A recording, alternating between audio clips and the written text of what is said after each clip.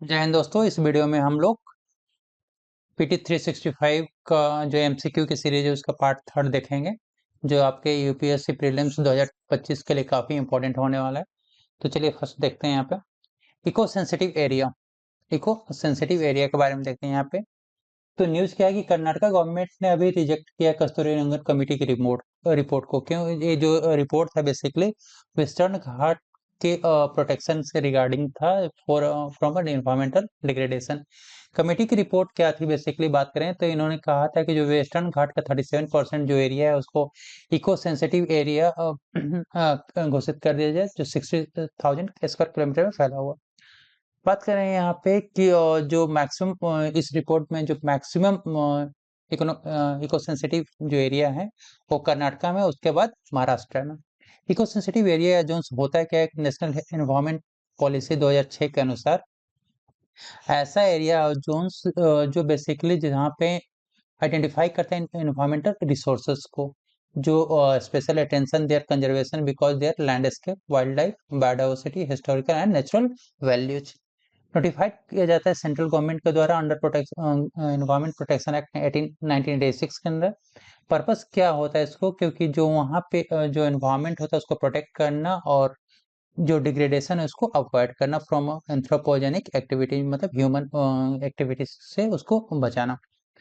ये create a kind of barrier और shock absorber for the specialised ecosystem. ये क्या कहते हैं, ट्रांजिशन जोन का ये भी कार्य करता है बेसिकली लेजर प्रोटेक्शन और हाइट प्रोटेक्शन के बीच में। और activities in ESZ are generally regulated and not prohibited in nature. ESZ जो गाइडलाइन है उसमें तीन कैटेगराइज किया जाता है इसको। प्रोहिबिटेड में मतलब कमर्शियल माइनिंग नहीं हो सकता है, इंडस्ट्री सेट नहीं किया जा सकता है।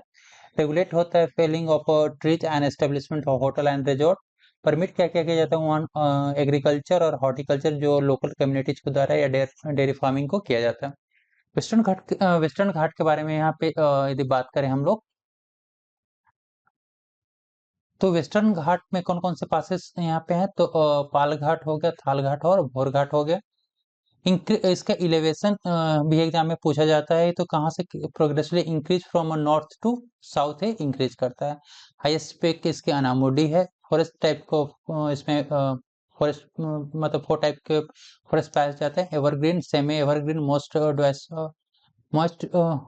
डेसिडुअस और ड्राई डेसिडुअस। मिनरल्स से यहाँ पे आयरन, मैग्नीज और बॉक्साइट ओर्स पाए जाते हैं। इनके रीजनल नेम्स है, जैसे महाराष्ट्र में सह्याद्री कहा जाता है, कर्नाटका एंड तमिलनाडु में नीलगिरी के नाम से जानते हैं, केरला एंड तमिलनाडु अनामलई और कार्डमम हिल्स। ये क्या होता है, जो वर्ल्ड के जो हॉटेस्ट हॉट स्पॉट्स हैं उसमें इसका 8वां इसका रैंक है। यह क्या करता है कि इंडिया के 6% लैंड को कवर करता है, लेकिन यहाँ पे 30% ऑफ प्लांट, फिश और बर्ड्स को का एक प्लेस है। 2012 में यूनेस्को ने इसको यूनेस्को वर्ल्ड हेरिटेज साइट घोषित किया था। इंडिया में स्पीसीज में नीलगिरी तार और लैंड टेल्ड है।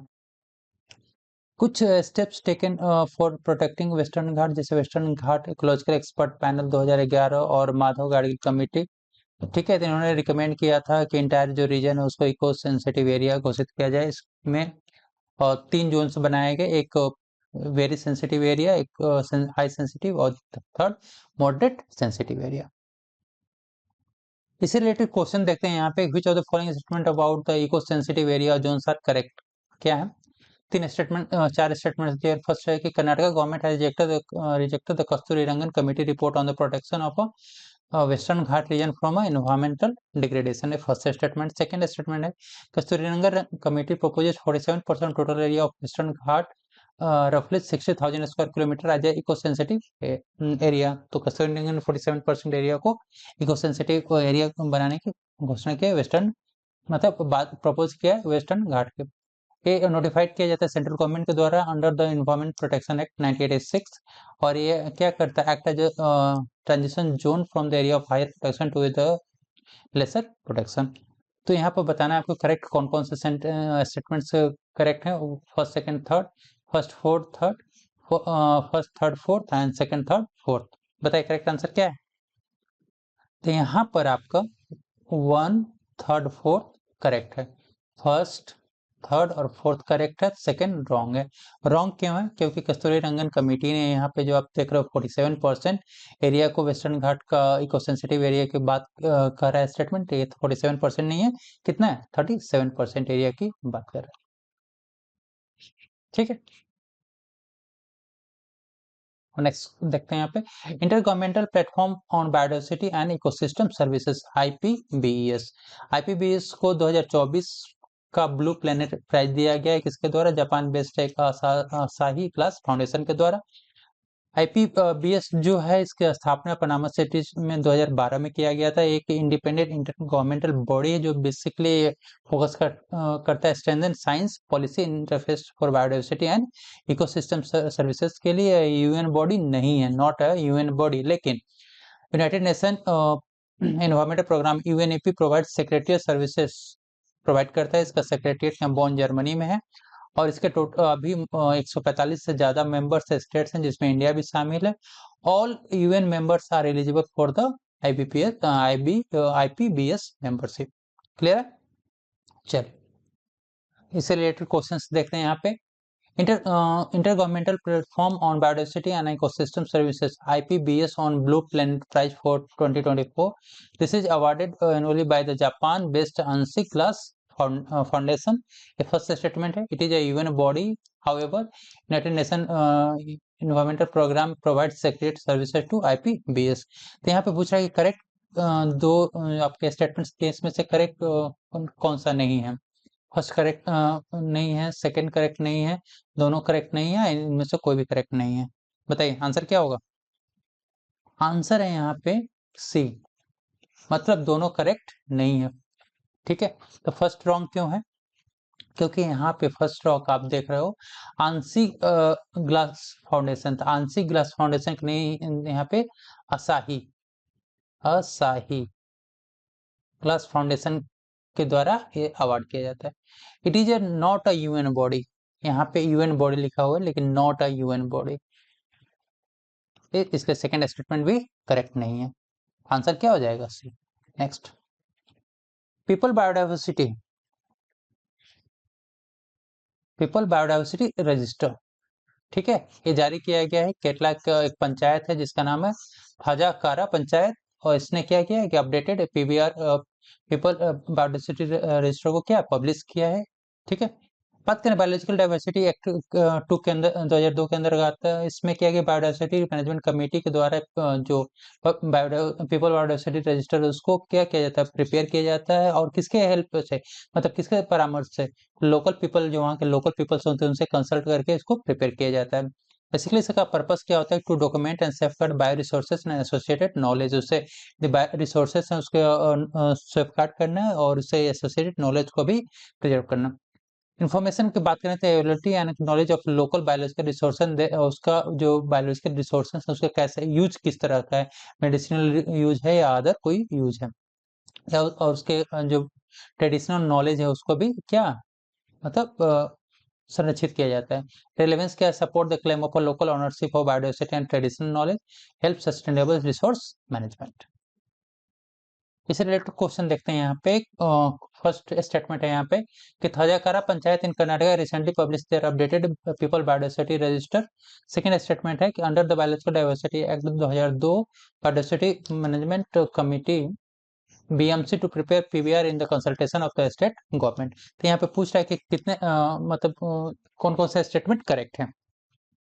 फर्स्ट करेक्ट है, सेकंड ओनली, बोथ और आइदर। बताइए आंसर क्या होगा इसका?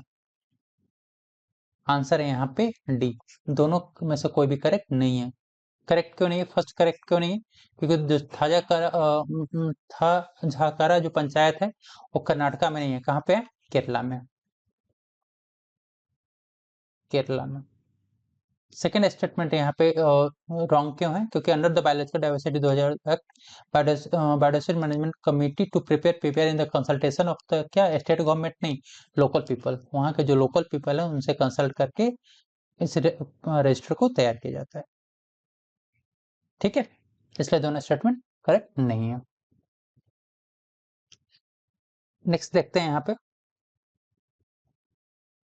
एनवायरमेंटल परफॉर्मेंस इंडेक्स 2024 ये पब्लिश किया जाता है by L centre for environment and policy. और इसमें क्या बेसिकली 11 इशूज को कैटेगराइज किया गया, 58 परफॉर्मेंस इंडिकेटर्स हैं।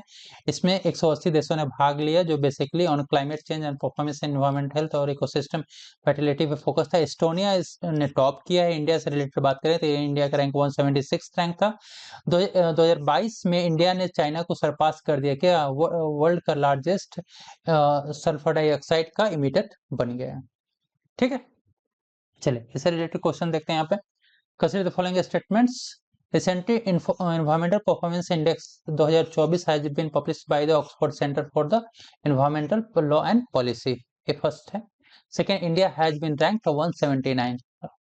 Which of the statement are given are not correct. इसमें से कौन सा स्टेटमेंट करेक्ट नहीं है, बताइए। तो यहाँ पे केवल एक सही नहीं है, दो सही नहीं है, दोनों सही नहीं है, इनमें कोई भी सही। ठीक है, आंसर है आपका सी, दोनों सही नहीं है। यहाँ पे क्यों दोनों सही नहीं? फर्स्ट स्टेटमेंट रॉन्ग क्यों है? फर्स्ट स्टेटमेंट रॉन्ग है कि यहाँ पे आप जो देख रहे हो कि ऑक्सफोर्ड, ये Oxford centre for environment policy नहीं है, ये क्या है?